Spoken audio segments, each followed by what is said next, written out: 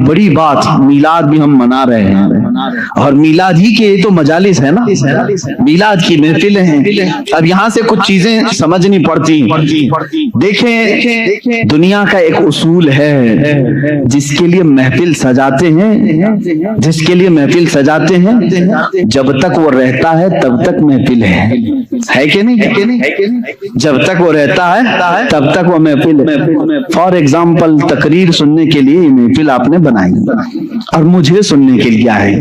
मैं चला जाऊंगा तो आप बैठे रहेंगे, थोड़े लोग अल्लाह अल्लाह करने वाले बैठे रहते, लेकिन जो महफिल थी वो नहीं कहलाएगी। बाद में नमाज पढ़ने वाले नमाज पढ़ रहे होंगे, जिक्र करने वाले जिक्र करें, मैं उनसे नहीं कह रहा हूँ, लेकिन ये महफिल चली जाएगी, क्योंकि मुकर्रिर गया, महफिल भी गई। दूल्हा आता है, दूल्हा के आने से पहले स्टेज भी सजा है, कुर्सी भी लगी है, बाराती भी खड़े हैं, सब इंतजार में। दूल्हा आया, शाम तक रुका, दुल्हन को लेकर गया, बाराती अब क्या करेंगे, खाना भी खत्म हो गया, वहां हाल में रात तो नहीं बिताएंगे, चले जाएंगे। और डेकोरेटर क्या करेगा, डेकोरेशन निकाल लेगा, कुर्सी हटा दी जाएगी, स्टेज खत्म हो जाएगा। यही तो उसूल है ना दुनिया का। जिसके लिए महफिल सजी है वो जाएगा तो महफिल भी खत्म हो जाएगी। अब मैं आओ हदीस पाक सुनाता हूँ। अल्लाह के नबी सल्लल्लाहु तआला अलैहि वसल्लम फरमाते हैं, रब्बे जुल जलाल अपने रसूल से फरमा रहा है, लौलाक लमा खलक़तुद दुनिया वल अफ़लाक वल अर्दी। ऐ रसूल, अगर आपको दुनिया में भेजना ना होता तो ना मैं आसमानों को बनाता, ना जमीनों को बनाता, ना दुनिया को बनाता, कुछ नहीं बनाता अगर आपको दुनिया में भेजना ना होता। पता ये चला अल्लाह रब्बुल इज्जत ने ये सारी कायनात मेरे महबूब के लिए सजाई है, अपने हबीब के लिए सजाई है। और रसूल आने वाले थे, उनके आने से पहले 1,24,000 अंबिया को बराती बनाकर भेजा गया है, इंतजार में भेजा गया है। आसमान का शामियाना ताना गया, जमीन का बिछोना बिछाया गया, सितारों की चमकाहट लगाई, जगमगाहट लगाई गई, चांदो सूरज को लाइटिंग के तौर पर कायनात में सजाया गया है। और यहाँ पर दरख्तों के फल पौधे सारे, ये सजावट में अल्लाह रब्बुल इज्जत ने हर चीज फरमा दी और इंसानों के लिए एक अजीम झुरमट रखा। और उसके बाद अल्लाह का वो महबूब दूल्हा बनकर 12 रबीउल अव्वल शरीफ को आया, जिसके इंतजार में सारी कायनात थी। चांद भी उसी के इंतजार में था, सूरज भी उसी के इंतजार में था, आसमान भी उसी के इंतजार में है, जमीन भी उसी के इंतजार में है, अंबिया भी उसी के कसीदे पढ़ करके दुनिया से गए। अब वो रसूल दूल्हा बनकर के आया, अपनी हयाते तय्यबा के 63 साला उस रसूल पाक ने जाहिरी जिंदगी में गुजारे। अब मैं आपसे सवाल करता हूँ, रसूल 63 साल के बाद अपने आप को पर्दा फरमा लिया, हमारे चश्मे आलम से रूपोश हुए। मुझे बताओ, दूल्हा दुनिया से गया है, मैं पूछता हूँ चांद तो क्यों चमक रहा है, सूरज अभी क्यों बाकी है, जमीन क्यों अभी तक ठहरी है, आसमान का शामियाना क्यों लगा है, ये पेड़ पौधे अभी तक क्यों बाकी हैं, ये क्यों है? दूल्हा चला गया, डेकोरेशन खत्म होनी चाहिए, दूल्हा गया, सारी सजावट जानी चाहिए। तो तुम्हें चांद झिल्ला करके कहेगा, जलाल में सूरज कहेगा, नादान तू क्या समझ रहा है, दूल्हा गया नहीं, दूल्हा अब भी मौजूद है, दूल्हा अब भी मौजूद है। चांद का की जगमगाहट, सूरज का ये चमकना, तारों की झिलमिलाहट और पेड़ पौधों की खूबसूरती, ये समंदरों का लहलहाना, जमीन का बिछोना, आसमान का आशियाना, ये इस बात की गम्माज है, इस बात की दलील है कि दूल्हा अब भी हमारे दरमियान मौजूद है। ये और बात है कि चंद आलम के लिए वो अपने आप को पर्दे में रखा है, फिर दूल्हा अपनी और आला शान के साथ कयामत के दिन रोनमा होगा। ये रसूल पाक की हयात की सबसे बड़ी मिसाल है। मेरे अजीजों, मैं कहता हूँ दूल्हे के लिए सजाया गया था तो सजावट खत्म होनी चाहिए कि नहीं? सजावट खत्म हो जानी चाहिए थी। ये सजावट आज भी है, ये इसी की बात की दलील है कि वो दूल्हा आज भी मौजूद है। वो जो न थे तो कुछ न था, वो जो न हो तो कुछ न, वो अगर नहीं है तो फिर कुछ नहीं होना चाहिए। तुम्हें मानना पड़ेगा सब कुछ है तो वो भी है, सब कुछ है तो वो भी, वो जो न थे तो कुछ न था, वो जो न हो तो कुछ न हो, जान है वो जहान की, क्या है वो جان ہے وہ جہان کی، ارے جان ہے تو جہان ہے، تم سب زندہ ہو، اگر جان ہی نکل گئی تو تم سب مردہ ہو جاتے، جان ہے وہ جہان کی۔ رسول پاک صلی اللہ تعالی علیہ وسلم کیا ہے؟ پوری کائنات کی جان ہے، اور جان ہے تو جہان ہے۔ یہی بات تو امام اہل سنت فاضل بریلوی بھی فرماتے ہیں، اللہ کی سرتاب قدم شان ہے یہ، انسان نہیں انسان وہ انسان ہے یہ۔ قرآن تو ایمان بتاتا ہے انہیں، اور ایمان یہ کہتا ہے میری جان ہے یہ۔ ارے جان اگر چلی گئی تو تم کیوں زندہ ہو؟ جان ہے اب بھی، اور اسی جان کی بدولت یہ گرماہٹ بھی ہمارے اندر ہے۔ اگر یہ تپش آپ دیکھ رہے ہو، یہ حرارت ہمارے جسموں میں دیکھ رہے ہو، تو اسی نور خدا کی برکت ہے۔ وہ رسول پاک کی تربت انہر سے چھن کر آنے والی روشنیاں ہمارے سینوں کو آج بھی منور و مجلہ کی ہوئی ہے۔ اسی لیے تو میں معراج کی شب کے متعلق بھی یہی کہتا ہوں، رسول رات کے وقت سفر پر گئے تھے، کتنا لمبا سفر کیے ہیں، صرف اگر مکہ سے بیت المقدس کا سفر ناپ لیں تو 1.5 مہینے کا سفر تھا، اور اس کے بعد آسمانوں کا سفر۔ خود میرے آقا فرماتے ایک آسمان سے دوسرے آسمان کی مسافت 500 سال اگر گھوڑا دوڑے تو بھی نہیں طے کر پائے گا۔ اس طرح 7 آسمانوں کا سفر، جنت و دوزخ کے نظارے، عرش و کرسی، لوح و قلم، سب کا دیدار، پھر بارگاہ الہی میں پہنچ، پھر اس کے بعد واپس تشریف لائے۔ لیکن یہاں حیرت اس بات کی ہو رہی ہے، رسول جتنا چاہے لمبا سفر کریں، جب یہ کہا جاتا ہے زنجیر بھی ہلتی رہی بستر بھی رہا گرم، تا عرش گئے پھر آئے محمد صلی اللہ تعالی علیہ وسلم۔ اب عقلیں حیران ہوتی ہیں، شارٹ ٹائم میں، اتنے وقت میں بستر گرم کتنی دیر رہتا ہے؟ 1 منٹ 2 منٹ؟ زنجیر دروازے کی کب تک ہلے گی؟ 1 منٹ 2 منٹ؟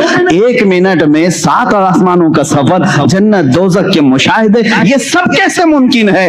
تب بعض محققین نے یہی کہا میرے عزیزوں، وہ جانے کائنات ہے، وہ جانے کائنات ہے۔ اللہ نے کائنات کی جان کو اپنی بارگاہ میں بلایا تھا، تو کائنات کا جو نظام تھا، ٹائم تھا، جہاں تھا وہیں رک گیا، اس لیے کہ جان نہیں ہے تو گھڑی بھی نہیں چلتی ہے۔ گھڑی میں ابھی 11 بج رہے ہوں، 10 بج رہے ہوں، سیل نکال لیا تو وہیں رکے گی کہ نہیں رکے گی؟ اور تم 4 گھنٹے کے بعد سیل ڈالو گے تو 4 بجے سے نہیں چلے گی، کہاں سے چلے گی؟ 12 پہ اگر سیل نکالا تھا 12 سے ہی چلنا ہے، اس لیے کہ تم نے اس کی جان نکالی تھی، اب جب جان ڈالو گے وہیں سے چلے گی۔ میں رات کی شب مصطفیٰ کریم صلی اللہ علیہ وسلم کو رب نے اپنی جلوں میں بلایا، وہ جانے کائنات کو اپنی بارگاہ میں بلایا، تو میں کہتا ہوں وہ سفر 500 سال کا تھا کہ 5000 سال کا تھا یا 5 لاکھ سال کا تھا، یہ ہمیں معلوم نہیں، لیکن کائنات کو رسول نے جہاں چھوڑا تھا وہ وہیں رکی تھی۔ جب وہ جانے کائنات واپس آئی تو جہاں وقت رکا تھا وہیں سے پھر چل پڑا۔ یہ ہے معجزہ میرے آقا صلی اللہ علیہ وسلم کا، تمہیں ماننا پڑے گا، وہ جانے کائنات ہیں، وہ اصل کائنات ہیں، وہ مقصود کائنات ہیں۔ رسول کریم صلی اللہ تعالی علیہ وسلم کی جب اس حیثیت کو تم سمجھو گے تب پھر تم حضور کی حیات کا انکار نہیں کرو گے۔ حضور پاک کو مردہ مر کر مٹی میں ملنے والا اس طرح کے جسارت والے جرت والے کلمات نہیں بکو گے۔ تمہیں یہ معلوم ہونا چاہیے وہ عام بشر نہیں ہیں، وہ نوری بشر ہیں اور اللہ کے حبیب ہیں، اللہ کے محبوب ہیں۔ اللہ نے جب اپنے فرشتوں کو اتنی طاقت دی ہے تو اپنے خاص محبوب کو کتنی طاقت دی؟ وہ اللہ کے حبیب صلی اللہ تعالی علیہ وسلم حیات میں ہیں کہ تم اپنے آنکھوں میں جلوہ رسول ایسا بسا لو، ایسا بسا لو کہ قبر کے دن، قبر کی رات میں فرشتے جب آئیں سوال کرنے کے لیے تو مفتی اعظم فرماتے ہیں فرشتے جو پوچھیں قبر میں کہ کس کی امت ہو، فرشتے جو پوچھیں قبر میں کہ کس کی امت ہو، تو آپ جواب کیا کہتے ہیں؟ وہ کہتے ہیں لو دیکھ لو کہ ہے تصویر یار آنکھوں میں، لو دیکھ لو کہ ہے تصویر یار آنکھوں میں۔ ہماری آنکھوں میں وہ جلوہ رسول اس طرح سے رہے، وہ آتے ہیں۔ بلکہ ایک شاعر نے یہی کہا ہے میرے عزیزو، آج غالباً 6 7ویں محفل ہے، آج 7ویں محفل ہے، اور اس طرح 70 نہیں 700 محفلیں ہو جائیں. ہم ان محافل کے متعلق ہمیشہ میری عادت یہ ہے، میں یہ کہتا ہوں کیوں محفل سجا رہے ہو، کیوں بیٹھ رہے ہو، روز کیوں سننے آ رہے ہو، روز ہم کیوں سنانے آ رہے ہیں. ہمارا مقصد یہ ہے وہ آئیں گے، آتے ہوں گے، ابھی آئیں گے، وہ آئیں گے، آتے ہوں گے، ابھی آئیں گے. یہی سوچ کے ہم نے محفل کو سجا رکھا ہے. ہمارا عقیدہ یہی سوچ کے ہم نے محفل کو سجا رکھا ہے. رسول کریم صلی اللہ تعالی علیہ وسلم جب عطا کرنے پر آتے ہیں تو بے حساب عطا کرتے ہیں. غمگین امتیوں کی فریاد رسی کے لیے بھی آتے ہیں. جس امتی نے جب فریاد کیا میرے آقا وہاں تشریف لائے. آپ کو معلوم ہے اللہ کے نبی صلی اللہ تعالی علیہ وسلم کی ایک اور بات میں بتا دوں. مشہور زمانہ قصیدہ مولا یا صلی وسلم دائما ابدا علی حبیبک خیر الخلق کلہم. تقریباً میرے آقا صلی اللہ تعالی علیہ وسلم کی وفات کے بھی 700 سال بعد آنے والے امام شرف الدین بوصیری، یہ وہ عظیم بزرگ ہیں، مداح رسول ہیں. تقریباً 170 اشعار میں انہوں نے قصیدہ لکھا ہے جس میں میرے آقا کے ہر عضو کی تعریف کی ہے. جس طرح آپ اگر ہندوستان کا کوئی بوصیری دیکھنا چاہتے ہیں، ہندوستان کا شرف الدین بوصیری دیکھنا چاہتے ہیں تو بریلی کے امام احمد رضا کو دیکھیں، جس نے اپنے نعتیہ کلام میں رسول پاک کے ہر عضو کو پیرو کر کے موتیوں کی طرح سجایا ہے، امام شرف الدین بوصیری. اور حد تو یہ ہے میرے عزیزو، وہابیوں کی، نجدیوں کی، سلفیوں کی حکومت آئی جنہوں نے عشق رسالت مآب صلی اللہ تعالی علیہ وسلم کے خلاف نہ جانے کتنی بکواس کی. لیکن مجھے اس وقت فخر ہوتا ہے جب مدینہ رسول جاتے ہیں اور دربار رسول کی جالیوں پر اندر جانے کا جو دروازہ ہے، اس دروازے کے تالے پر، چابی پر آج بھی امام بوصیری کا قصیدہ لکھا ہوا ہے. هو الحبیب الذی ترجا شفاعته لکل حول من الاحوال مقتحم. پہلے تو دیواروں پر لکھا ہوا تھا قصیدہ، انہوں نے مٹایا کیونکہ ان کے عقیدے کے اعتبار سے شرک تھا. 700 سال پہلے آنے والے امام بوصیری نے جب پکار کر کے یہ کہا تھا یا کرم الخلق مالی من الوذ به سواک عند حلول الحادث العممی، اے مخلوق میں سب سے اکرم رسول، تکلیفوں میں میرے پاس تمہارے سوا ہے کون، مصیبتوں میں آپ کے علاوہ میرے پاس کون ہے جس کی بارگاہ میں میں فریاد کروں تو میری فریاد کو پہنچے گا. اے رسول تمہارے علاوہ کون ہے. وَلَن يَضِيقَ رَسُولَ اللَّهِ جَاهُكَ بِي اِذَا الْكَرِيمُ تَجَلَّى بِاسْمِ مُنْتَقِمِ. امام بوصیری نے یہ قصیدہ کب لکھا تھا اس کی تاریخ میں ہے. آپ جوان عالم دین، عاشق رسول، لیکن اچانک لقوے نے حملہ کر دیا، فالج کا اثر آ گیا. جب فالج آ جائے تو معلوم ہے جسم بیکار ہو جاتا ہے، بستر پر رہے. لقوے کے اثر سے ایسا کہ دوستوں نے دوستی چھوڑ دی، لوگ تو دور ہوتے ہی ہیں، بیماروں کے علاوہ گھر والوں کے علاوہ کون رہے. یہ بیماری لمبی ہو گئی، ہاتھ پیر اٹھتے نہیں تھے، سوتے سوتے جسم کے اندر بھی طرح طرح کی تبدیلیاں آنے لگی. ایک زمانہ ہو گیا ایسے بیماروں کے جب آنسو نکلتے ہیں تو سیدھے مدینے پہنچ جاتے ہیں، جن کا دنیا میں کوئی طبیب بھی نہیں، جن کا دنیا میں کوئی غم کی داستان سننے والا نہیں، جن کی دنیا میں کوئی بولی سننے والا نہیں. ایسے غریب اگر سناتے ہیں تو صرف مصطفیٰ کو سناتے ہیں، اس لیے کہ عاشقوں نے یہی کہا یا رسول اللہ نہ کوئی عمل ہے سنانے کے قابل، نہ منہ ہے تمہارے دکھانے کے قابل، لگاتے ہیں اس کو بھی سینے سے آقا جو ہوتا نہیں منہ لگانے کے قابل. میرے آقا اس کو بھی سینے سے لگاتے ہیں، اس غریب کی بپتا بھی سنتے ہیں. امام بوصیری نے لکھنا شروع کیا امن تذکر جیران بدی سلمی مزجت دمعا جرا من مقلت بدمی ام حبت الرع من تلقاء کاظمت او اومد البرق فی الظلماء من اظمی. یہ قصیدہ لکھتے لکھتے لکھتے لکھتے آنسوؤں کی لڑیاں اتنی کہ بستر نم ہو گیا، آنکھیں لگ گئیں، بیداری کے عالم میں لکھ رہے تھے، آنکھیں لگ گئی، نیند آ گئی. اور اس وقت خواب میں میرے آقا تشریف لائے، کہا اے بوصیری کیا تو نے مجھے یاد کیا ہے؟ جب بھی امتی درد دل سے یاد کرے میرے آقا تشریف لاتے ہیں۔ امام شرف الدین بوصیری لکھ رہے تھے قصیدہ کہاں سے؟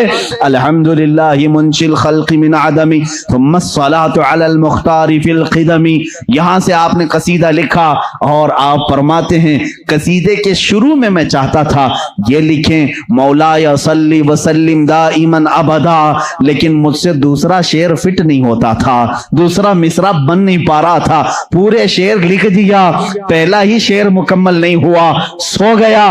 خواب میں میرے آقا نے فرمایا بوصیری جو ہماری شان میں لکھے ہو ذرا سناؤ، ذرا سناؤ۔ امام بوصیری سنانے لگے، ایک ہی شعر پر اٹکتے رہے، مولاي صلی وسلم دائما ابدا، مولاي صلی وسلم دائما ابدا۔ آگے کا آقا نہیں آ رہا ہے، میرے آقا نے فرمایا بوصیری اس آگے والا مصرع میری طرف سے رکھ لو، علی حبیبک خیر الخلق کلہم، دنیا کا یہ قصیدہ ہے امام شرف الدین بوصیری کا جس کا پہلا شعر ان کی طرف سے ہے، دوسرا شعر مصطفیٰ جان رحمت کی طرف سے ہے۔ قصیدہ سنایا تو سنایا، میرے آقا صلی اللہ تعالی علیہ وسلم نے انعام کے طور پر اپنی پہنی ہوئی چادر انہیں دے دیا، کہا بوصیری یہ میری طرف سے انعام ہے، اور ان کے جسم پر اپنا ہاتھ پھیرا، کہا اللہ تجھے شفا عطا کرے۔ امام بوصیری کہتے ہیں خواب تو بڑا اچھا تھا، خواب میں کون کیا نہیں دیکھتا ہے۔ صبح ہوئی لیکن میرے عزیزو جس نے رسول کو دیکھا اس نے حقیقت میں دیکھا۔ اللہ کے نبی فرماتے ہیں فَإِنَّهُ لَا يَتَمَثَّلُ بِيَ الشَّيْطَانِ، اس لیے کہ شیطان میری صورت میں آ ہی نہیں سکتا، جس نے رسول کو دیکھا اس نے حقیقت میں دیکھا۔ امام بوصیری فرماتے ہیں صبح اٹھا تو بھینی بھینی خوشبوئیں گھر میں تھی، مہکی مہکی ہوائیں تھی، میں نے سوچا خواب تو خواب ہوتا ہے، لیکن جب میں نے گود میں دیکھا تو رات میں عطا کی ہوئی چادر بھی موجود تھی، وہ چادر بھی موجود تھی، اور اس کے بعد اٹھنے کی کوشش کیا تو میں دیکھ رہا ہوں ہاتھ بھی سلامت، پیر بھی سلامت، جسم بھی سلامت، نہ کوئی لقوہ ہے نہ کوئی فالج ہے، یہ رسول پاک کا دربار ہے جس کو امام عشق و محبت اعلی حضرت نے فرمایا میرے کریم سے گر قطرہ کسی نے مانگا، میرے کریم سے گر قطرہ کسی نے مانگا، دریا بہا دیے ہیں دریا بہا دیے ہیں، کون دیتا ہے دینے کو منہ چاہیے، دینے والا ہے سچا۔ میرے عزیزو کسی کی جے وجے کیوں پکاریں، کیا غرض ہم کو، ہمیں کافی ہے سید اپنا نعرہ، مانگیں گے مانگے جائیں گے، منہ مانگی پائیں گے، سرکار میں نہ لا ہے نہ حاجت اگر کی ہے، واہ کیا جود و کرم ہے شہ بتہا تیرا، نہیں سنتا ہی نہیں مانگنے والا تیرا۔ ہمارے پاس جب اتنے سارے اشعار ہیں تو دوسروں کے ہاں در در کی ٹھوکریں کیوں کھائیں، ہم ادھر ادھر کی ٹھوکریں کیوں کھائیں، پھر کے گلی گلی تباہ ٹھوکریں سب کی کھائی کیوں، دل کو جو عقل دے خدا۔ تقریباً اعلیٰ حضرت یاد کیے جائیں گے، صبح قیامت تک سنیوں میں اعلیٰ حضرت کو یاد کیا جائے گا۔ بریلی کے امام نے ہی ہمیں رستہ مدینے کا دکھایا ہے، ہر مصیبت میں مانگو رسول پاک سے، ہر بے کسی کے عالم میں پکارو اسی رسول کو۔ حالے بریلی کے امام نے ہمیں نمازوں کے بعد سلام میں بھی یہی سکھایا ہے، جب سلام میں پیش کرو تو یوں ہی کہو یا رسول اللہ تم ہو حفیظ و مغیث، کیا ہے وہ دشمن خبیث، کہا ہے یقین کے ساتھ تم ہو حفیظ و مغیث، کیا ہے وہ دشمن خبیث، تم ہو تو پھر خوف کیا، تم پہ کروڑوں درود۔ اعلیٰ حضرت نے ہمیں یہی سکھایا ہے، کس سے مانگنا چاہیے، رسول پاک سے۔ یہاں مانگنا شرک نہیں، جو رسول پاک کے پاس مانگا وہ اللہ سمجھ کر کے نہیں مانگ رہا ہے بلکہ اللہ والا سمجھ کر مانگ رہا ہے، اللہ کا عطا کرنے والا رسول سمجھ کر کے مانگ رہا ہے۔ ہم تو سلام میں بھی یہی پیش کرتے ہیں میرے آقا صلی اللہ تعالی علیہ وسلم کی بارگاہ میں کہ آقا آپ ہی ہمارا سہارا ہیں، آپ ہی ہمارے بے کسی کے وقت مددگار ہیں۔ آؤ سعادت الدارین کی ایک روایت میں تمہارے سامنے پیش کرتا ہوں، اور میں سمجھتا ہوں گفتگو کو کون دیتا ہے دینے کو منہ چاہیے، یہی ہمارا عنوان سخن ہے۔ تقریباً 400 سال کے بعد کی بات ہے، میرے آقا صلی اللہ تعالی علیہ وسلم کی وفات کے 400 سال کے بعد بڑی حکایت، یہ حکایت روح فرسا ہے، بالکل روح کو جھنجھوڑتی ہے، ہماری امیدوں کو اور قریب کرتی ہے بارگاہ مصطفیٰ سے۔ فرماتے ہیں راوی کہ ایک شہر میں ایک ایسا آدمی تھا، مفلس تھا لیکن قرضے لیتا تھا لوگوں سے۔ ایک آدمی سے اس نے قرضہ لیا تھا، اب کھایا پیا ختم ہو گیا، پیسے نہیں تھے، قرضہ مانگنے والے آ گئے۔ قرضوں میں ڈوبے ہوئے لوگ بھی سنو، جس کا کوئی نہیں اس کا میرا آقا ہے۔ وہ شخص قرضے تو لیا تھا لیکن دے نہیں پا رہا تھا۔ اب جو قرض خواہ آدمی ہے اس نے دھمکیاں دی، نہیں دیا۔ اس کے بعد اس نے مقدمہ کر دیا قاضی کے پاس، کورٹ میں طلب ہوا۔ کورٹ میں جانے کے بعد قاضی صاحب نے پوچھا کہ اس کا تیرے اوپر قرضہ ہے؟ کہا ہے۔ کب ادا کرے گا؟ کہا دیکھ رہا ہوں۔ کہاں سے ادا کرے گا؟ ہے ہی نہیں کچھ بھی۔ قاضی نے کہا کل تک کی تجھے مہلت دیتا ہوں، اگر تو نہیں ادا کیا تو تجھے جیل میں ڈال دوں گا، جا کہیں سے بھی لے کر کیا اور اس کا قرضہ ادا کر۔ اس نے بہت ریکویسٹ کیا مجھے اور لمبا ٹائم دے، میرے چھوٹے بچے ہیں، بیوی ہیں، کون دیکھے گا؟ قاضی نے ایک نہیں سنی، دربار سے نکال دیا گیا۔ ایک دن کا ٹائم، ایسا شخص کہاں جائے؟ راستے میں روتے ہوئے جا رہا تھا، ایک بزرگ سے ملاقات ہوئی۔ اس بزرگ نے پوچھا کیوں رو رہے ہو؟ کہا ایسا ایسا معاملہ ہے۔ کہاں سے لاؤں؟ اس بزرگ نے کہا ایک کام کر، گھر میں جا، جب رات ہو جائے اکیلا بیٹھ، تاجدار مدینہ پر درود بھیج۔ رسول پاک صلی اللہ علیہ وسلم کو اپنے غم کی داستان سنا، کچھ نہ کچھ تو حل وہاں سے مل ہی جائے گا۔ لیکن یقین کے ساتھ وہ گیا، ڈوبتے کو تنکے کا سہارا۔ وہ گھر آیا شام کو، اپنی بیوی بچوں کو جب اس نے سنایا تو سب غمگین تھے۔ ایک دن کے بعد اگر باپ ان کا جیل میں چلا جائے، اس کا شوہر جیل میں چلا جائے تو ان کا گھر کیسے چلے؟ رات کے وقت تنہائی میں بیٹھ کر کے وہ رونے لگا، بہت رویا۔ صبح کا وقت قریب آ رہا تھا، خواب میں اسے رسول کریم صلی اللہ علیہ وسلم کی زیارت ہوئی۔ کہاں کہاں میرے آقا کو ڈھونڈو گے؟ میرے آقا نے سچ فرمایا ابغونی فی ضعفائکم، تمہارے غریبوں میں، کمزوروں میں مجھے تلاش کرو۔ رسول پاک نے خود فرمایا تمہارے غریبوں میں میں مل جاؤں گا۔ اللہ کے حبیب صلی اللہ علیہ وسلم نے اس سے کہا کیوں روتا ہے، کیوں غم کرتا ہے؟ اس نے کہا قاضی نے مجھے دھمکی دی ہے، کل تک اگر نہیں ادا کروں گا جیل میں ڈال دیا جائے گا۔ مجھے ابھی قرضے کے لیے اتنے مال کی ضرورت ہے۔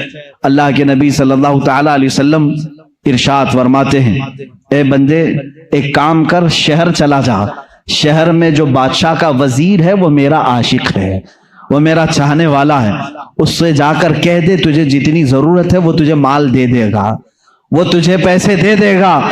اب یہ غریب آدمی ہے، وزیر کا دربار بڑا دربار، اس نے خواب میں یہ پوچھ بھی لیا آقا اگر وہ مجھ سے سوال کرے تجھے رسول پاک نے بھیجا ہے تو میں کیا دلیل میں بات کروں گا، دلیل میں کیا چیز پیش کروں گا؟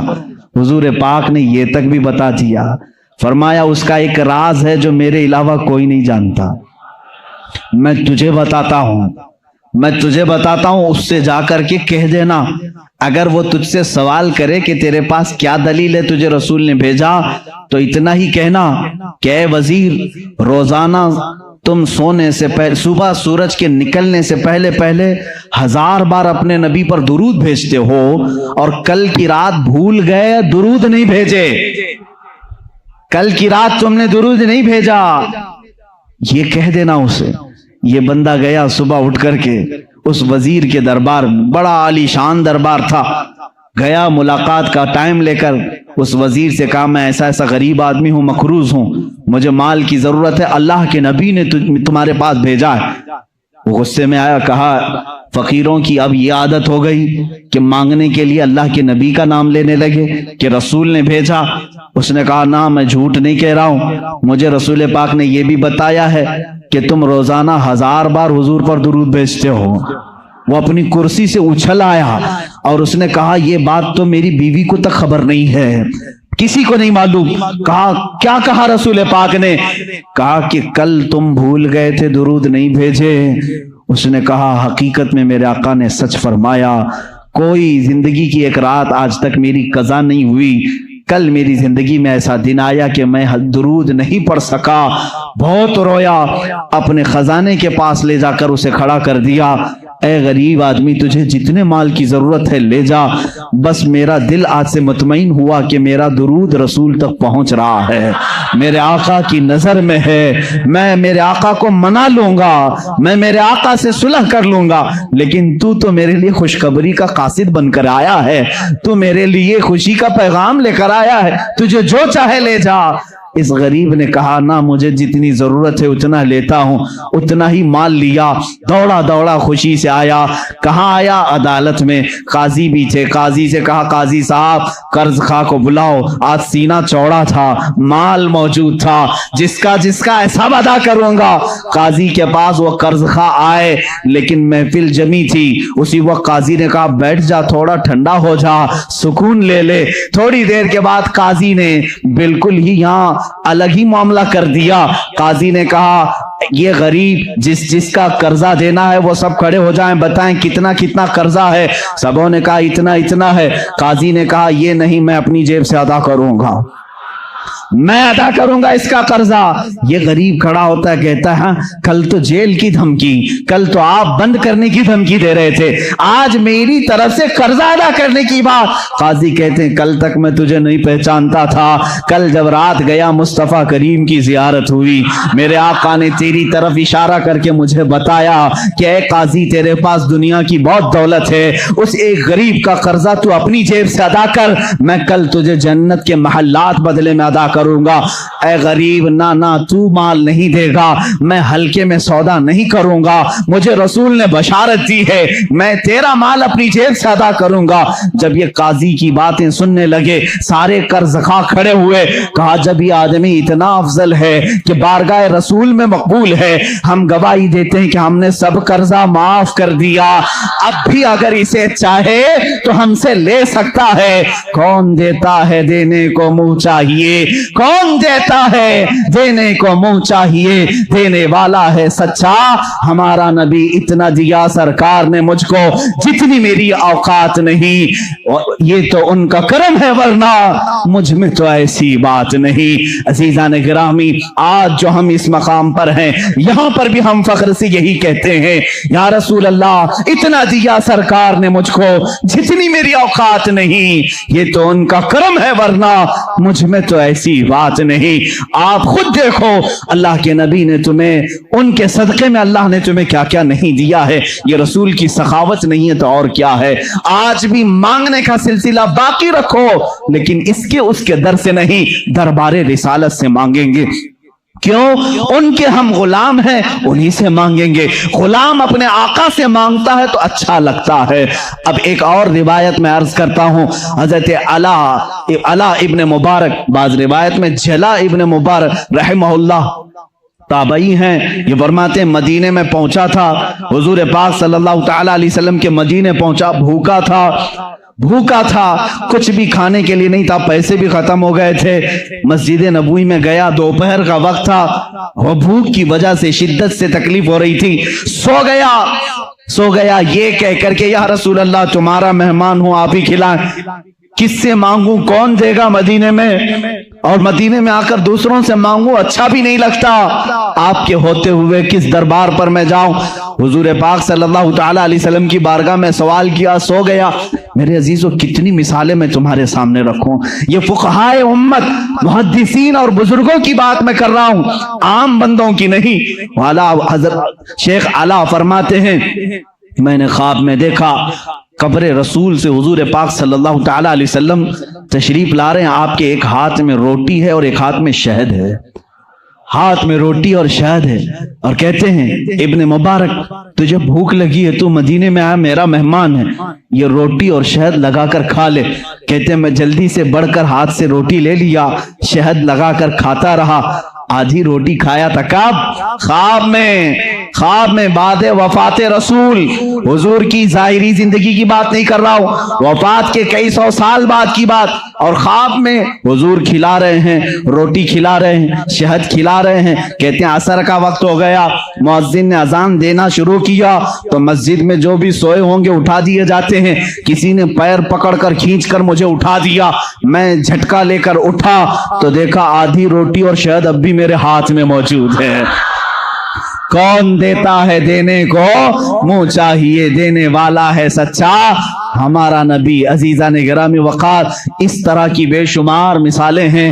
آخری بات میں عرض کرتا ہوں، سراج الامہ تاج الامہ امام اعظم ابو حنیفہ رضی اللہ تعالیٰ عنہ فرماتے ہیں رسول پاک صلی اللہ تعالیٰ علیہ وسلم کی بارگاہ میں جب جانا ہوا تو آپ نے حضور کی شان میں ایک نعت لکھی، ایک قصیدہ لکھا، یا سید السادات جئتک قاصدا ارجو رضاک واحتمی بحماک۔ یہ قصیدہ لمبا قصیدہ ہے، کہتے ہیں میں نے کسی کو نہیں سنایا، لکھ کر کے رکھ لیا، بارگاہ رسول میں جا کر کے سناؤں گا، حضور کے دربار میں پہلے سناؤں گا۔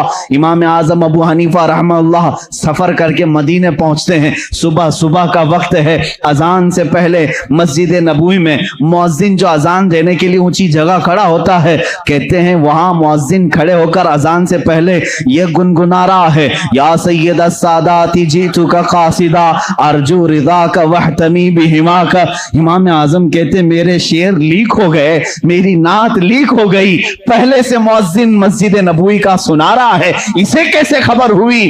کہتے ہیں یہ کسی نے پہلے سے لکھ رکھا تھا، یہ کس کی نعت ہے؟ یہ تو میں نے لکھی ہے۔ جب اس نے گنگنا کر اذان دے کر اپنا اختتام کیا، نیچے آیا تو میں نے اس کا ہاتھ پکڑ لیا، پوچھا یہ تو نے قصیدہ جو تلاوت کیا یہ کہاں سے؟ یہ تیرا لکھا ہے کسی بزرگ کا لکھا ہے؟ وہ کہتا مجھے معلوم نہیں، یہ میرا لکھا نہیں، کسی بزرگ کا نہیں۔ کل خواب میں نے مصطفیٰ کریم صلی اللہ علیہ وسلم کو دیکھا، اللہ کے نبی صلی اللہ علیہ وسلم کی محفل سجی تھی، اس محفل میں یہ قصیدہ پڑھا جا رہا تھا کہ رسول فرما رہے تھے کل میرا ایک چاہنے والا آئے گا اور میری قبر پہ یہ سنائے گا۔ میں نے وہ اشعار سن لیے، یاد کیا، وہ میزنا سے آج میں نے تلاوت کی۔ میرے آقا صلی اللہ علیہ وسلم اپنے غلاموں کو کتنا نوازتے ہیں، جو جائے اسے اس کے اعتبار سے نوازتے ہیں، جو جس حیثیت سے جائے حضور نے اس کو اس حیثیت سے نوازا ہے۔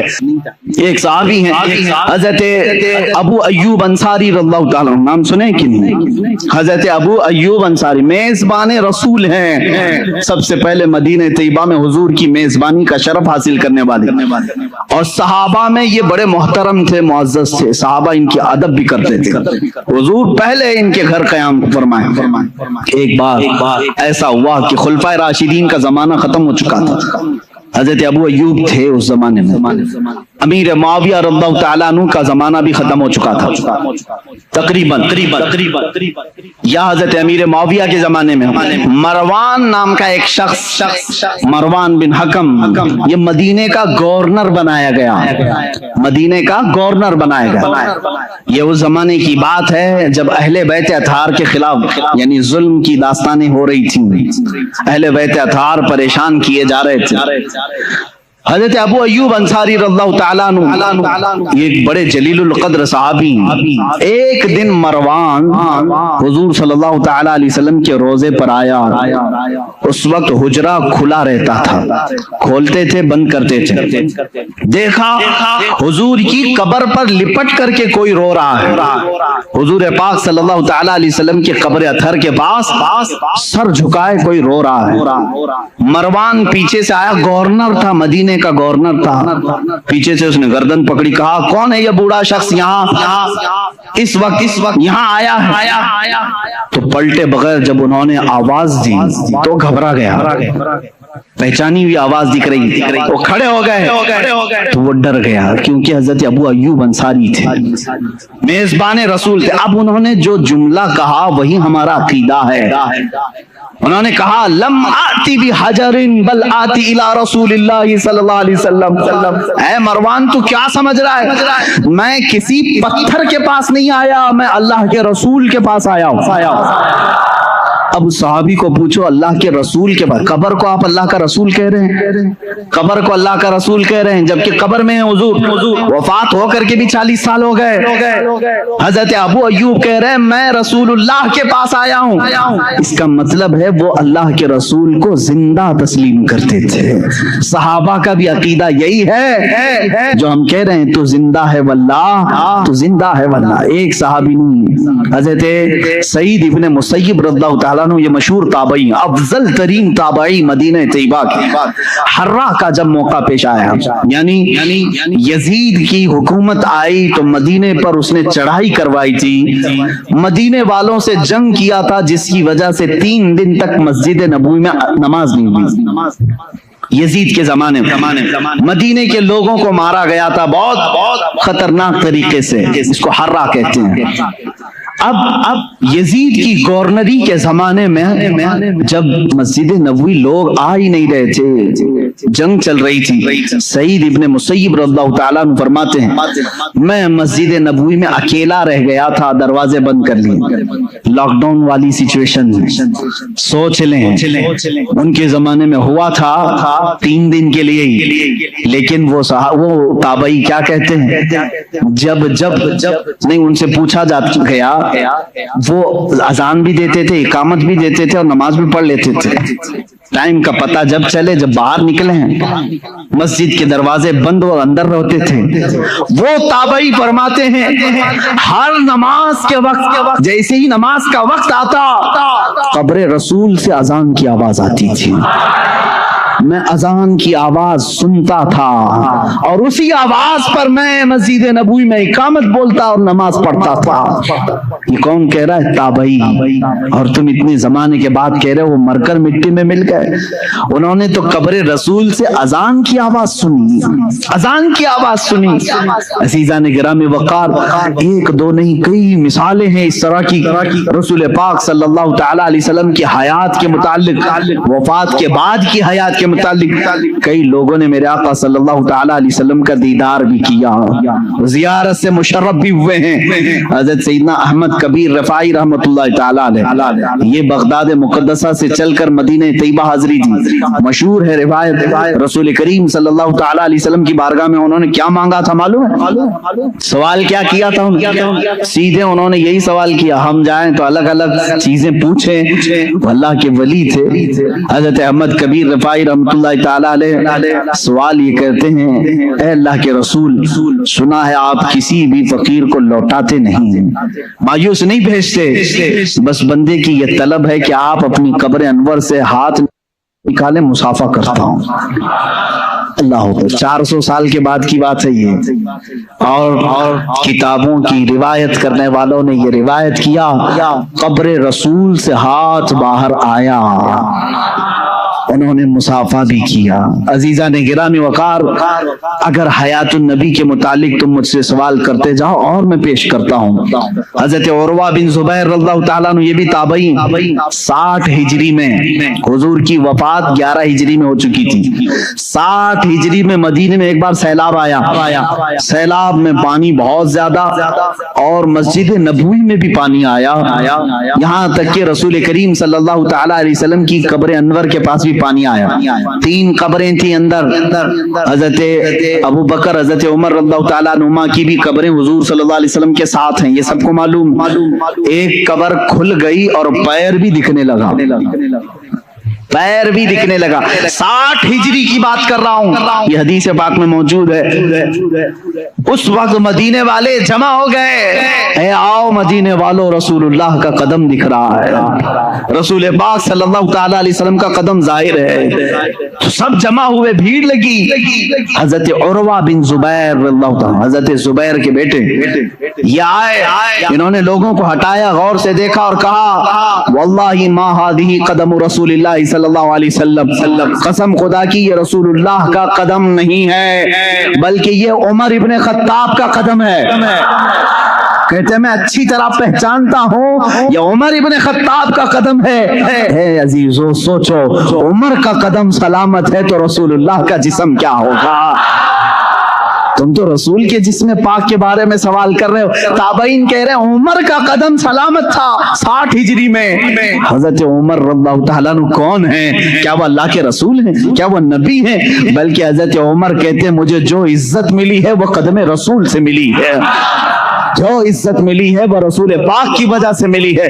جن کی یہ عزت رسول پاک کی وابستگی کی وجہ سے ہو, اس رسول پاک کا جسم ناز کیا سلامت نہیں ہوگا؟ اب آؤ خود حضور کی حدیث ہی میں بتا دوں. نبی اپنی قبر میں زندہ ہے یا نہیں, اتنے بڑے ٹاپک پر ڈسکس کرنے سے پہلے مجھے یہ چاہیے بھی تھا, اور بلکہ آپ اگر کبھی سوال کریں, کوئی سوال کرے تو صرف ایک بات پوچھیں, میاں تو رسول پاک کی معراج کو مانتا ہے کہ نہیں؟ ہاں مانتے ہیں. چلو آسمانوں پر جانے کی بات کی, بیت المقدس تک کا تو سفر قرآن سے ثابت ہے. سبحان الذی اسری بعبدہ لیلا من المسجد الحرام الی المسجد الاقصی, مسجد اقصی تک کا سفر قرآن سے ثابت ہے. اتنا تو مانتے ہو. مسجد اقصی میں کیا ہوا تھا؟ مسجد اقصی میں کیا ہوا تھا سنی مسلمان سب جانتے ہو. رسول پاک نے سارے نبیوں کی امامت کی. کتنے نبی؟ آدم علیہ السلام سے لے کر عیسیٰ علیہ السلام تک جتنے نبی تھے ان سب کی حضور نے امامت کی تھی. مجھے یہ بتاؤ, یہ 1,24,000 کم و بیش جو نبی آئے تھے وہ کب کے نبی تھے؟ وہ کب کے نبی تھے؟ کیا رسول کے زمانے کے نبی تھے؟ وہ صحابی نہیں. ان کی وفات ہو کر کسی کی 4,000 سال, کسی کی 3,000 سال, کسی کی 2,000 سال, کسی کی 500 سال, سینکڑوں سال پہلے وفات پائے ہوئے سارے نبی مسجد اقصی میں حضور کی اقتداء میں جمع ہیں. وہاں ابراہیم و اسماعیل بھی ہیں, داؤد و سلیمان بھی ہیں, موسیٰ و عیسیٰ بھی ہیں علیہم الصلاۃ والتسلیم. نادان جب تم معراج کے واقعے میں یہ جانتا ہے نبی ان تمام نبیوں کی امامت کر رہے ہیں جو بہت پہلے فوت ہو چکے تھے, وہ زندہ ہو کر آئے بھی اور حضور کے پیچھے نماز بھی پڑھے. اب بتا جو ان تمام نبیوں کی امامت کیا ہے وہ کیسے مردہ ہو سکتا ہے؟ خود میرے آقا فرماتے ہیں معراج کی سفر پر میں جب جا رہا تھا میں نے نظر کیا موسیٰ علیہ السلام کی قبر پر. حضور فرماتے ہیں موسیٰ علیہ السلام کہاں ہیں؟ یہاں بیت المقدس میں بھی ہیں, آسمانوں میں بھی ہیں. اور حضور کی ایک حدیث یہ بھی ہے, میں نے سفر میں موسیٰ کی قبر کی طرف دیکھا, موسیٰ علیہ السلام کو اپنی قبر میں کھڑے ہو کر نماز پڑھتے ہوئے میں نے دیکھا. حضور کیا فرما رہے ہیں؟ کھڑے ہو کر نماز پڑھتے ہوئے میں نے دیکھا. یہ حدیثیں ہیں میرے عزیزو. اب مجھے بتاؤ نماز کون پڑھتا ہے, زندہ یا مردہ؟ نماز کون پڑھتا ہے؟ ارے مردہ ہو تو اس کی پڑھی جاتی ہے اور زندہ اپنی پڑھ رہا ہوتا ہے. اور اللہ کے نبی فرما رہے ہیں موسیٰ علیہ السلام کو میں نے قبر میں نماز پڑھتے ہوئے دیکھا. جب موسیٰ اپنی قبر میں نماز پڑھنے کے لیے زندہ ہے, میرا عقیدہ یہ ہے تو زندہ ہے واللہ, تو زندہ ہے واللہ. میری چشم عالم سے چھپ جانے والے رسول کریم صلی اللہ تعالی علیہ وسلم کی حیات طیبہ کے لیے بہت ساری دلیلیں ہیں, خود احادیث سے ثابت ہے. دوسرے نبیوں کی جب زندگی ثابت ہے تو رسول کی زندگی بھی تمہیں ماننی پڑے گی. آؤ اب صحابہ کا ہی عقیدہ سب سے بہترین عقیدہ ہے نا, سب سے بہترین عقیدہ. ماں عائشہ صدیقہ اللہ تعالیٰ عنہا کا عقیدہ پوچھتے ہیں, آپ کا عقیدہ کیا ہے رسول کے متعلق؟ سنیں جب رسول کریم صلی اللہ تعالی علیہ وسلم وفات پا گئے, حضور پاک صلی اللہ تعالی علیہ وسلم کی وفات ہوئی, آپ کا دفن, آپ کی تدفین کہاں ہوئی؟ وہ حجرہ عائشہ ہے. حضرت عائشہ صدیقہ کا وہ مکان تھا, اسی میں وہ آرام فرماتی تھی. حضرت عائشہ کے حجرے میں حضور کی تدفین ہوئی, سب کو معلوم ہے. حضرت عائشہ صدیقہ کے پاس ہی چابی رہتی تھی. حضرت عائشہ کمرہ کھولتی تھی, کمرے کے اندر جاتی تھی, صفائی کرتی تھی. چند سالوں کے بعد حضرت ابو بکر صدیق کا وصال ہوا. حضرت ابو بکر صدیق بھی کہاں دفن ہوئے؟ رسول پاک صلی اللہ علیہ وسلم. ان کی بھی تدفین کا انداز بھی یہ ہے, انہوں نے وصیت کی تھی میرا جنازہ حجرے کے سامنے رکھ دینا, اگر رسول سے اجازت ملے تو دفن کرنا. 2.5 سال کے بعد وفات ہوئی, حضور کی وفات کے 2.5 سال کے بعد. کوئی صحابی یہ نہیں پوچھ رہا حضرت ابو بکر سے اجازت ہم کیسے لیں گے, وہ تو قبر میں ہے, کسی نے پوچھا نہیں. حضرت ابو بکر نے وصیت کی, سب نے کہا ہاں پوچھ لیں دیں گے، اس کا مطلب ہے ان کا عقیدہ تھا رسول۔ دیکھو میرے عزیز، اور ہوا بھی ہے کہ ان کی قبر کو حضور کے پہلو میں رکھا گیا۔ حضرت عائشہ کے کون ہیں؟ حضرت ابو بکر والد ہیں نا، حضرت ابو بکر صدیق حضرت عائشہ کے باپ ہیں، والد ہیں، اور حضور صلی اللہ علیہ وسلم ان کے کیا ہیں؟ شوہر ہیں۔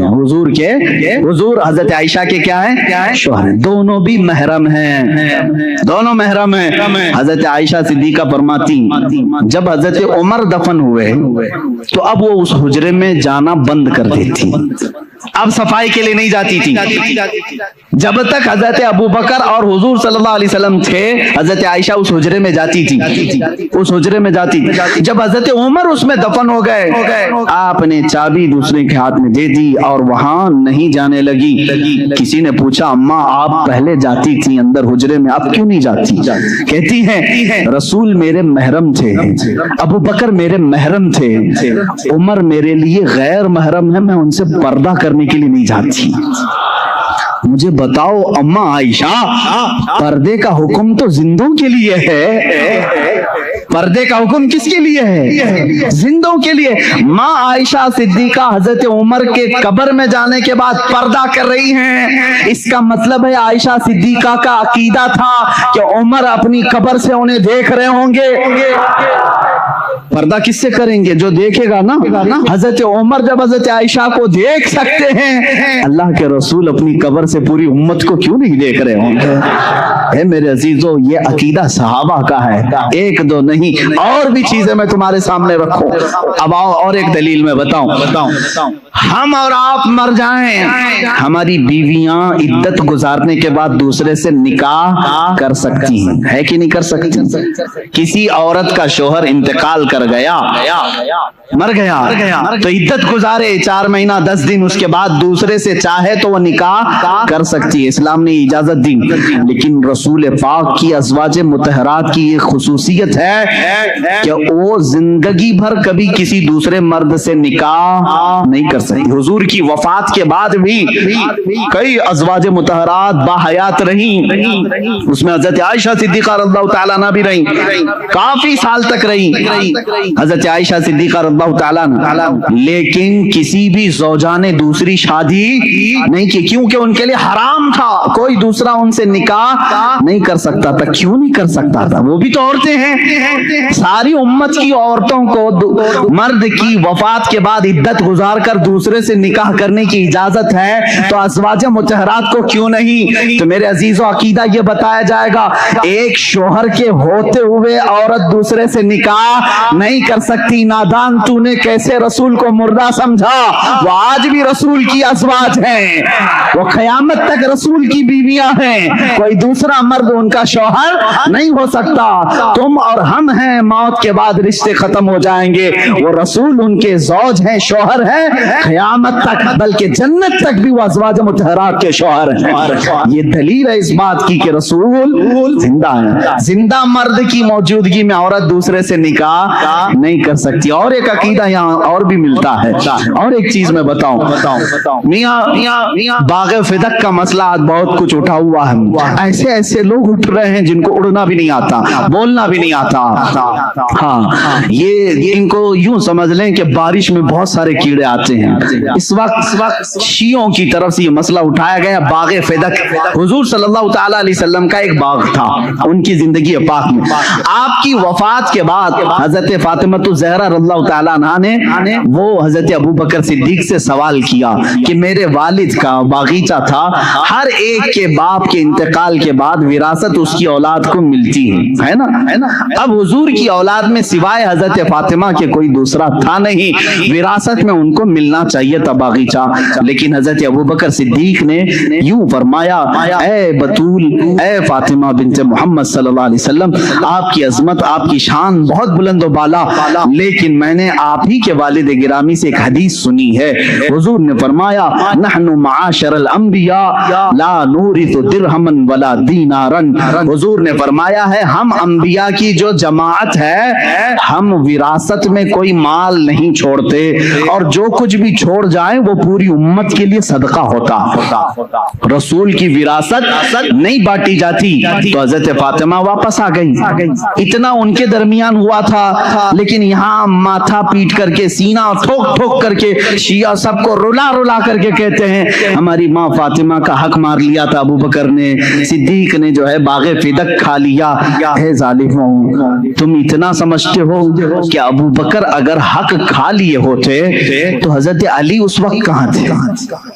علی کو کیا تم بزدل آدمی سمجھتے ہو؟ ہم سنیوں سے پوچھو, ہم ان کو شیر خدا کہتے ہیں, وہ حیدر کرار کہتے ہیں جو اپنے ایک بازو سے خیبر کا قلعہ اکھاڑ دے. ابو بکر صدیق اگر غلط فیصلہ لے رہے ہوتے وہ تنہا علی ہی کافی ہوتے. حضرت علی نے جب حدیث سنی تو ان کا بھی یہ اقرار تھا ابو بکر نے جو کہا ہے وہ رسول پاک کی حدیث ہے. اگر غلط فیصلہ ابو بکر کر رہے ہوتے تو حضرت فاطمہ کا حق وہ لے کر کے رہتے. حضرت علی کا خاموش رہنا اس بات کی علامت ہے کہ صدیق اکبر رضی اللہ تعالیٰ عنہ نے جو فرمایا وہ غلط نہیں تھا. اب یہاں ہم یہ نہیں کہیں گے بعض یہ معاملات نکلے حضرت ابو بکر خطا پر تھے کہ حضرت فاطمہ خطا پر تھی. نادانا تم ہوتے کون ہو ان دونوں کے درمیان خطا ناپنے والے؟ ان دونوں کو خطا پر وہ کہے گا جو ان دونوں سے بڑا ہوگا. فیصلہ کون کرے گا ان کے درمیان کی باتیں؟ ان سے جو بڑا ہوگا. میں یہ معاملہ اللہ کے حوالے کرتا ہوں, قیامت کے دن اللہ خود ہی فیصلہ فرمائے گا جو بھی معاملہ ان کے درمیان رہا. لیکن اہل سنت و جماعت کا عقیدہ یہ ہے صدیق اکبر رضی اللہ تعالیٰ عنہ اپنی جگہ پر حق تھے, فاطمہ الزہرا رضی اللہ تعالیٰ عنہ اپنی جگہ پر حق تھی. دونوں حق پر ہیں. ہم ان میں سے کسی کو بھی غلط نہیں کہتے بلکہ ان کے متعلق زبان کھولنے کو بھی ہم اپنی ایمان کی تباہی سمجھتے ہیں. یہی عقیدہ رہنا چاہیے, یہی عقیدہ رہے. اب آؤ میرے عزیزو, یہ بات ہو گئی باغ فدق کا مسئلہ ہے اور دیگر چیزیں بھی ہیں. حضور کی وراثت کیوں نہیں بانٹی گئی؟ نبی کی وراثت کیوں نہیں دی گئی؟ اب اس کو ایک عاشق رسول نے اپنی کتاب میں یوں بیان کیا, کہا ہے میاں جو کچھ بھی وراثت بڑھتی ہے وہ انسان کے مرنے کے بعد. زندگی میں اگر میں کچھ بیٹے کو دے دوں تو اس کو وراثت نہیں کہتے, اس کو کہتے ہیں ہبہ, یہ بخشش ہے, یہ دے دیا باپ نے. موت کے بعد وراثت بڑھتی ہے. ظاہر سی بات ہے, باپ کو گھر میں رکھا اور وراثت کی بات کر رہے ہو تو نہیں, یہ وراثت نہیں ہے. تم جائیداد کی لڑائی کہہ سکتے, وراثت نہیں. باپ کو قبر میں دفن کر کے آئے اس کے بعد وراثت بڑھتی ہے. ایک عاشق رسول نے کیا خوب کہا, وراثت مرنے کے بعد مردوں کی تقسیم کی جائے, وہ وراثت کو تقسیم کرے میرے رسول کی جو رسول کو مردہ تسلیم کرے. ہم تو رسول کو زندہ سمجھتے ہیں. کائنات کے ہر چپے پر آج بھی وہ مالک و مختار ہیں, آج بھی وہ مالک ہیں. تو مالک کے ہوتے ہوئے وراثت کے بانٹنے کی ضرورت کیا ہے؟ فاطمہ کے باپ آج بھی باغ فدق کے مالک ہیں. ہمارا عقیدہ تو یہ ہے. عزیزان گرامی وقار, آخری باتوں کی طرف آتا ہوں. رسول پاک صلی اللہ تعالی علیہ وسلم کی وراثت نہیں تقسیم کی گئی, اس بات کی علامت ہے کہ وہ ہم میں زندہ ہے. یہی عقیدہ ہے نا, رسول پاک ہم میں زندہ ہیں, وہ اپنی قبر اطہر میں زندہ ہیں. وہ زندگی کی کیفیت کیا ہے یہ اللہ بہتر جانے, وہ کیسی زندگی ہے. لیکن ہمیں اتنا معلوم ہے اللہ تعالیٰ نے یہاں موجودہ جو زمین پر زندگی ہوتی ہے اس سے ہزاروں لاکھوں درجے افضل زندگی ان کو قبر اطہر میں عطا کیا ہے. وہ رسول پاک صلی اللہ تعالی علیہ وسلم آج بھی دستگیری فرماتے ہیں, آج بھی دستگیری فرماتے ہیں. یہ الگ عنوان ہے کہ اب رسول مدد کرتے ہیں کہ نہیں کرتے, بس اتنا سمجھ لو کہ زندہ ہیں تو مدد بھی کریں گے انشاءاللہ. جن کے لیے مر گئے ان کے لیے مدد بھی نہیں ہے.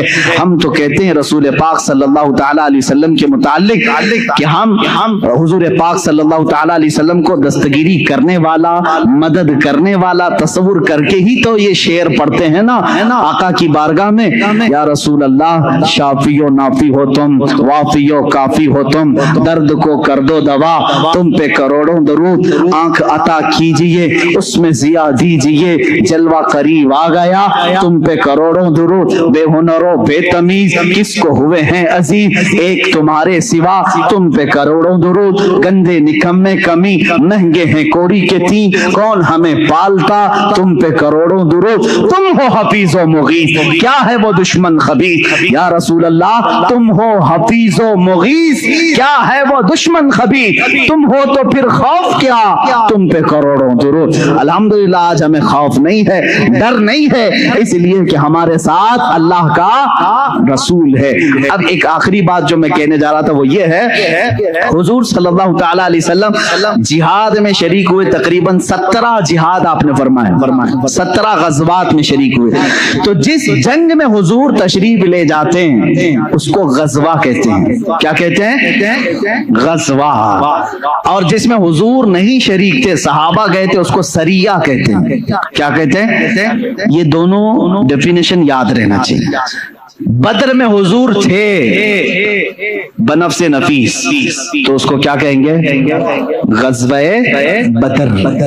جس میں حضور پاک صلی اللہ تعالی علیہ وسلم اپنے جسم اطہر کے ساتھ شریک رہے، جیسے جنگ احد، اس کو بھی کیا کہیں گے؟ غزوہ احد۔ غزوہ کہتے ہیں جس میں حضور شریک رہیں۔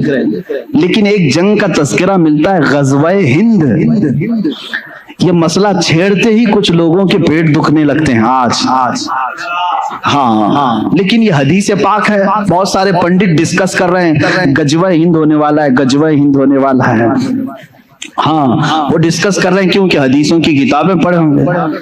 اچھی بات ہے، تم پڑھ کر کے ہی ڈرتے رہو۔ یہ اور بات ہے کہ سنی ابھی تک سوئے ہوئے ہیں، مسلمان ابھی تک سوئے ہوئے ہیں، ہمارے پاس تو کوئی ایسی چیز دکھتی نہیں ہے، لیکن یہ اللہ ہی کی مدد ہے، ابھی سے ڈر ہے۔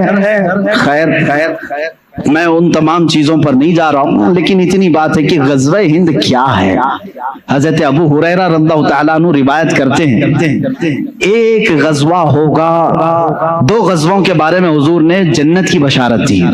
ایک قسطنطنیہ استنبول فتح کرنے والا لشکر، اور ایک ہند میں آخری وقت قیامت کے قریب ایک غزوہ ہوگا، اس میں شریک جتنے ہوں گے حضور فرماتے ہیں وہ بے حساب جنت میں جائیں گے۔ حضرت ابو ہریرہ فرماتے ہیں اگر میں جی لیا اپنا سب کچھ بیچ کر میں ہندوستان جاؤں گا۔ کون کہتے ہیں؟ حضرت ابو ہریرہ۔ اب وہ غزوے کی ڈیٹیل پھر کسی موقع پر عرض کروں گا، غزوے کی ڈیٹیل پھر کبھی عرض کرتا ہوں، لیکن مجھے یہاں پر بات یہ کرنی ہے، یہ قیامت کے قریب ہونے والا ہے، قیامت کے قریب ہونے والا ہے، اور اس کو کہا کیا جا رہا ہے؟ غزوہ ہند۔ اور غزوے کی ڈیفینیشن میں نے کیا بتایا؟ جس میں رسول پاک، تو یہ تو ابھی ہو رہا ہے۔ غزوہ کیسے؟ محدثین نے کہا اے لوگوں گھبراؤ مت، اس غزوے میں بھی رسول تشریف لائیں گے۔ حضور پاک صلی اللہ تعالی علیہ وسلم روحانیت کے ساتھ جلوہ بار ہوں گے، اس لیے اس کو جنگ ہند نہیں کہا گیا، غزوہ ہند کہا گیا ہے، غزوہ ہند کہا گیا۔ اس سے پتہ چلتا ہے کہ رسول قیامت تک زندہ ہیں اور جنگوں کی قیادت بھی کریں گے انشاءاللہ۔ ہم غریبوں کے آقا پہ بے حد درود، ہم فقیروں کی ثروت پہ لاکھوں سلام۔ لیکن ایک شان یہ ہے میرے آقا کی، ایک شان ہے، میں اور آپ کسی کو دے دیں تو کیا کہیں گے؟ جا اللہ تیرا بھلا کرے۔ ہاں، بلکہ ہم یہ نہیں کہتے، دینے کے بعد یہ کہتے ہیں میاں دعا کر دینا ہمارے لیے۔ یہ ہے نا، فقیر کو دینے کے بعد آپ کیا کہیں گے؟ فقیر اگر تعریف کرنے لگے کتنے سخی آدمی ہیں آپ، میری مصیبتوں کے وقت کام آ گئے، آپ اتنا کہیں گے بس ٹھیک ہے آپ دعا کر دینا میرے لیے۔ ہماری عادت یہی ہے، دعا کر دینا میرے لیے، اللہ میری مغفرت کر دے، اللہ میری نجات کرے، یہی سب تو کہیں گے۔ لیکن رسول کی شان یہ ہے، آتا ہے فقیروں پہ انہیں پیار کچھ ایسا، خود بھیک دیں اور خود کہیں منگتے کا بھلا ہو۔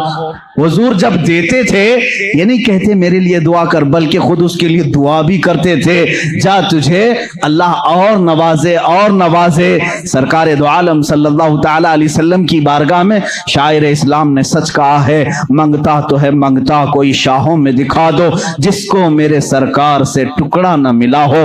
آتا ہے فقیروں پہ انہیں پیار کچھ ایسا، خود بھیک دیں اور خود کہیں منگتے کا بھلا ہو۔ عزیزان گرامی وقار، آج کی اس دردناک کیفیت میں میں ہمارا ماوا و ملجا، ہمارا مسکن اور ہمارا فریاد رس تمہیں بتانا چاہتا ہوں۔ تم درد درد کی ٹھوکریں آج کھا رہے ہو، مجبور ہو، ذلیل ہو گئے ہو، خار ہو، اس کی وجہ ہے کہ رسول پاک کے دربار میں لو لگانا چھوڑ دیا۔ وہ صحابہ تھے، پیر میں سوجن آ جائے تب بھی کہتے تھے واہ محمد آ، یا محمد آ، اے محمد صلی اللہ علیہ وسلم مدد کے لیے آ جائیں۔ ان کے پیر میں شفا یابی مل جاتی، پیر صحیح ہو جاتا۔ اے امت مصطفیٰ کے غیور نوجوانوں، آج میں تم سے یہ کہنا چاہوں گا، دنیا تمہیں خریدنے کی کوشش کر رہی ہے، چند سکوں میں، چند پیسوں میں، کوئی اتنا دے کر اپنا بنا لے، کوئی کچھ دے کر اپنا بنا لے، لیکن تمہاری شان یہ ہونی چاہیے مجھے جہاں سرکار سے ملتا ہے اتنا کوئی دوسرا دے ہی نہیں سکتا، اور میں بازار مصطفیٰ کا غلام ہوں۔ میرے آقا نے مجھے جو خرید کر کے انمول کیا ہے، میری کوئی دنیا میں قیمت نہیں لگا سکتا، میں قیمت نہیں لگا سکتا۔ اب تمہارے پاس ایک ہی راستہ ہے، ایک ہی ذریعہ ہے۔ بہت ساری عورتیں سوال کرتی ہیں، بہت سارے مرد سوال کرتے ہیں، بچے ہیں، کسی کو کینسر ہے، کسی کو خطرناک بیماری ہے، کوئی قرضوں میں ڈوبا ہوا ہے، کوئی اولاد کے معاملے کو لے کر پریشان ہے، کوئی جائیداد میں، کوئی مقدموں میں، کوئی جیل میں۔ دنیا کی ہر پریشانی کا علاج یہ ہے، بارگاہ مصطفیٰ کی طرف لو لگاؤ، میرے آقا سے سفارش کرو، التجا کرو، ایک بار وہ لب ہلا دیں، میرا رب رحیم و کریم ہے، اپنے نبی کی لاج رکھے گا۔ تمہاری حیثیت نہیں دیکھی جائے گی، تم کتنے نمازی ہو، کتنے زکاتی ہو، کتنے بڑے حاجی ہو، یہ نہیں دیکھا جائے گا، بلکہ مولا یہ دیکھتا ہے میرے حبیب نے اس بندے کی سفارش کی ہے، یہ جیسا بھی ہے تیسا بھی ہے، اسے غموں سے آزاد کر دیا جائے۔ اخیر میں امام اہل سنت فاضل بریلوی رضی اللہ تعالیٰ عنہ کے اسی شعر پر اپنی گفتگو کو ختم کرتا ہوں۔ یا رسول اللہ، تمہارے دربار میں پوری امت کی میری جانب سے یہ التجا ہے، تیرے ٹکڑوں پہ پلے، غیر کی ٹھوکر پہ نہ ڈال۔ یا رسول اللہ، تیرے ٹکڑوں پہ پلے، غیر کی ٹھوکر پہ نہ ڈال، جھڑکیاں کھائیں کہاں چھوڑ کے صدقہ تیرا۔ یا رسول اللہ، تو جو چاہے تو میل میرے دل کے دھلیں، تو جو چاہے تو میل میرے دل کے دھلیں، کہ خدا دل نہیں کرتا کبھی میلا تیرا۔ وآخر دعوانا الحمد